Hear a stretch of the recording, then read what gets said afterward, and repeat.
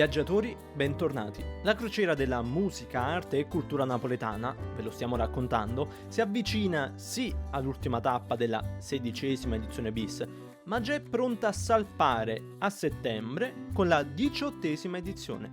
Naturalmente, i cardini culturali che hanno portato Francesco Spinosa a creare questa che ormai si può definire tradizione, si sposano con lo scopo di valorizzare il territorio napoletano in Italia e nel mondo. È un evento molto importante perché è molto coerente con quello che è il progetto del sindaco di Napoli Città della Musica, perché porta la nostra tradizione musicale in giro per il mondo, quindi internazionalizzazione è una musica che viene portata ai giovani, ai turisti, quindi turismo musicale, quindi in questo senso è veramente molto coerente con quelle che sono le politiche culturali di industria culturale che stiamo portando avanti. Sulle onde del mare, anche tra poche settimane, le onde sonore degli artisti racconteranno la Napoli che è e che era. È un modo per diffondere comunque la nostra musica, il nostro progetto attraverso questo modo itinerante che comunque appartiene anche alla musica, quindi a noi fa piacere farlo in movimento, no?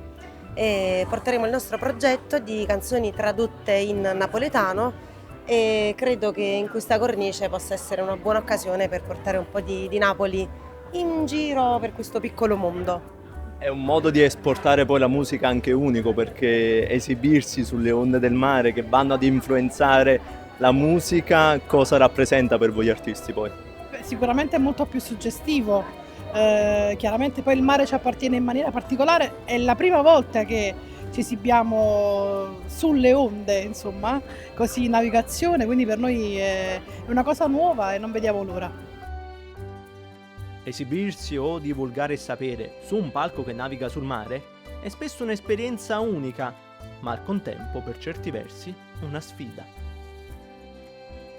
È una modalità inedita per me, perché normalmente vado in giro per la città e racconto i monumenti. Ora invece starò su questa nave meravigliosa e racconterò quello che conosco della nostra splendida città.